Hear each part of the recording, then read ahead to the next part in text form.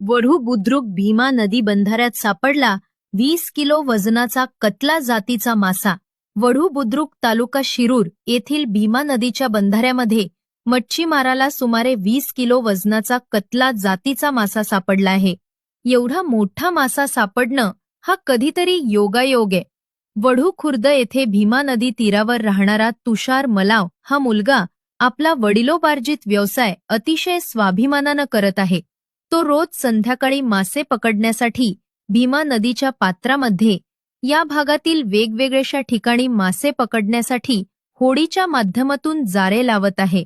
काल सायंकाळच्या सुमारास 6 वाजता त्यानं वढू बुद्रुक येथील भीमा नदीच्या पात्रातील बंधाऱ्याच्या पाण्यात जाळे लावले व आज सकाळी पहाटे 6 वाजता जाळे काढण्यासाठी गेला असता त्याला मोठी लॉटरी लागली।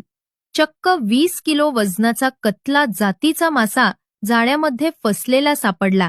वास्तविकता भीमा नदीमध्ये पारंपरिक पद्धतीनं खूप पूर्वीपासून मच्छीमार व्यवसाय चालू आहे, त्यामुळे शक्यतो मोठे मासे सापडणं मुश्किल आहे।